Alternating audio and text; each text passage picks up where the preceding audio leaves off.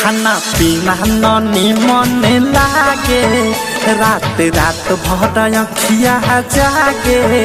खाना पीना ननी मन लागे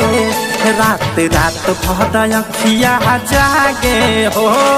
कैसे आई कर्फ्यू वाला गन पूरा टाउन में कैसे आई कर्फ्यू वाला गन पूरा टाउन में दिल्ली में फंस गइल बानी हानि हो लॉकडाउन में दिल्ली में फंस गइल बानी हानि हो लॉकडाउन में बहरा में फंस गइल बानी हानि हो लॉकडाउन में हानि हो लॉकडाउन में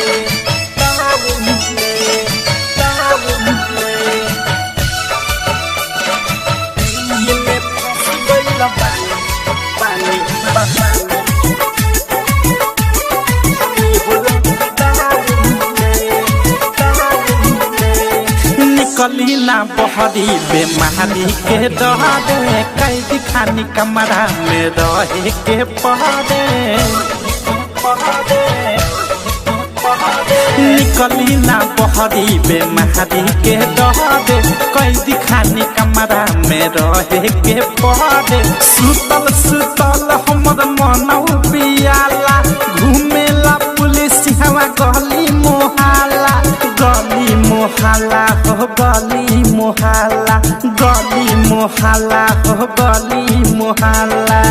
टहलल माना भइल बाटे बगल के ग्राउंड में टहलल माना भइल बाटे बगल के ग्राउंड में दिल्ली में फंस गइल बानी हानि हो लॉकडाउन में दिल्ली में फंस गइल बानी हानि हो लॉकडाउन में बहरा में फंस गइल बानी हानि हो लॉकडाउन में हानि हो लॉकडाउन में नित्या रिकॉर्डिंग स्टूडियो ननौरा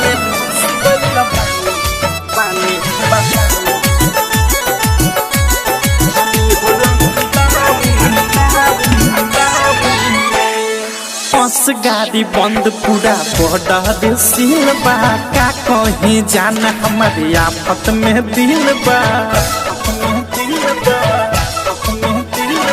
बस गाड़ी बंद पूरा बॉर्डर सील बा का कहीं जाना हमारे आफत में दिल बा कितना हम खुनवा पर मन बहालाई आइल गइल माना बा कहवा हम जाई हो कहवा हम जाई हो कहवा हम जाई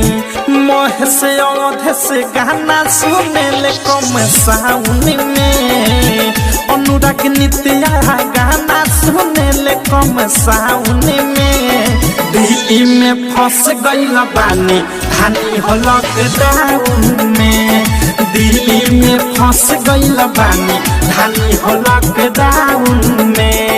बहरा में फंस गइल बानी हानि हो लॉकडाउन में खाना पीना ननी मन लागे रात रात भर अखिया जागे खाना पीना ननी मन लागे रात रात भर अखिया जागे हो कैसे आई कर्फ्यू वाला गन पूरा टाउन में कैसे आई कर्फ्यू वाला गन पूरा टाउन में दिल्ली में फंस गइल बानी हानि हो लॉकडाउन में दिल्ली में फंस गइल बानी हानि हो लॉकडाउन में बहरा में फंस गइल बानी हानि हो लॉकडाउन।